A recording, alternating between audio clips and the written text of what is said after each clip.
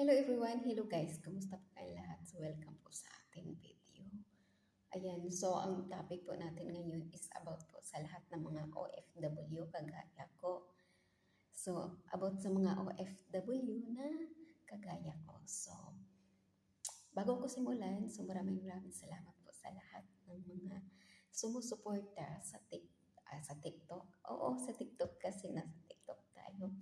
Sa Reels, sa YouTube, sa lahat ng mga social media na mga posting natin about sa negosyo at ideas.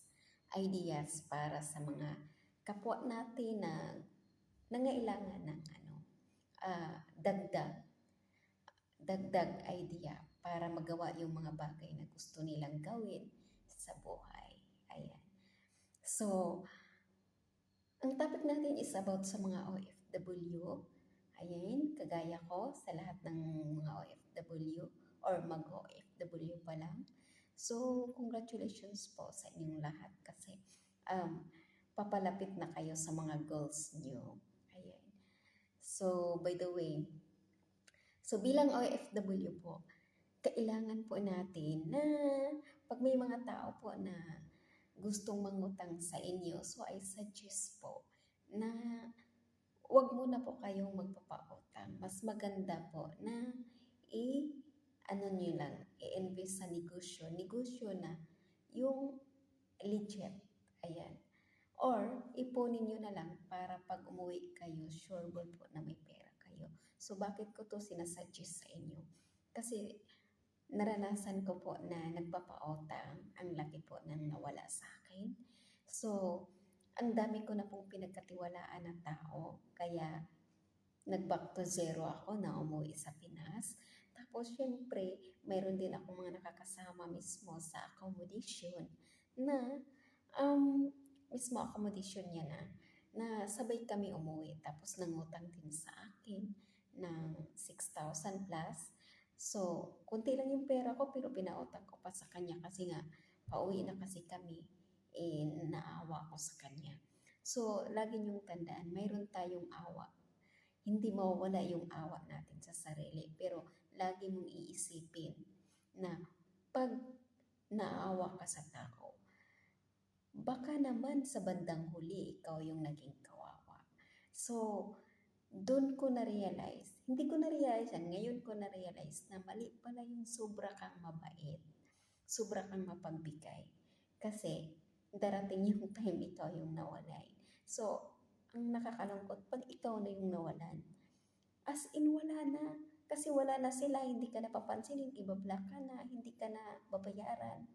Hanggang ngayon, hindi na nila ako nababayaran. Hindi naman lahat na gano'n na tao. Pero, kung ikaw yung tipong tao na alam mo naman marami kang obligasyon sa Pinas, o mas magandang magdagdag ka ng negosyo kumpara sa magpapautang yung pera mo na punta doon, tapos walang kasiguraduhan. Ayan, so dapat kung magpapautang ka, hindi ko sinasabing magdamot ka. So pwede kang magpapautang, konti lang.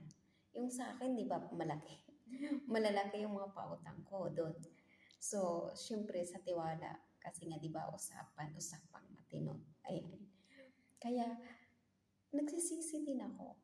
Ayan. So, ayaw kong mangyari sa inyo 'yan. Dapat maging wise tayo bilang OFW kasi hindi habang buhay na nandito tayo sa ibang bansa. Darating yung time na mapapagod tayo. Darating yung time na gusto-gusto na natin umuwi, mamimiss natin yung pamilya natin. At least kung iipon mo man or mag-invest ka, magdagdag ka ng negosyo, mas maganda. May pera ka, sure ball. Ayan. Dapat may pera ka, sure ball. So, ayun. Kahit kamag-anak mo pa mangungutang sa'yo or mga kapatid, so titiknan mo kung may mga magandang trabaho sila or mga kapatid mo, kamag-anak mo na willing, nakikita mo na magbabayad sila sa'yo, pwede, pero dapat minimum lang. Hindi pwede todo-todo. Ayan. So, I hope may natutunan, guys. At syempre,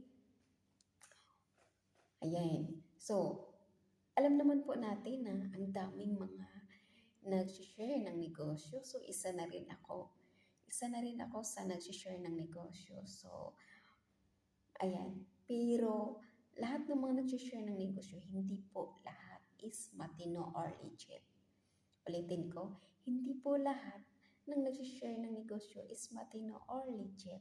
Parang sa agency na mag-abroad ka, pupunta ka dito sa ibang bansa. So, hindi po siya lahat na matino.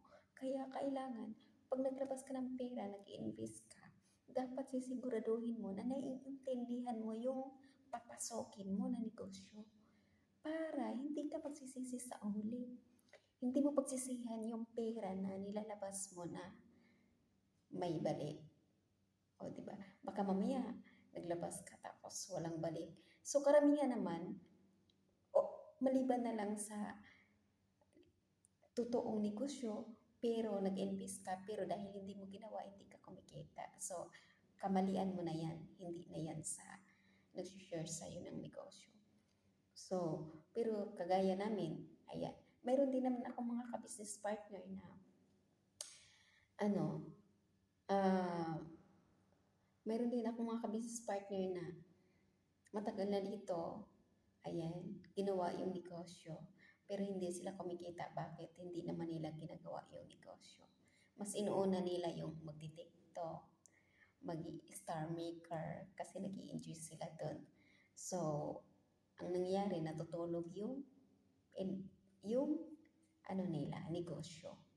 Pero okay lang naman yun kasi after 1 month, pag nagbago sila, after 1 year, after 2 years, after 3 years, anytime nila babalikan, good news, lifetime naman yung business, di ba?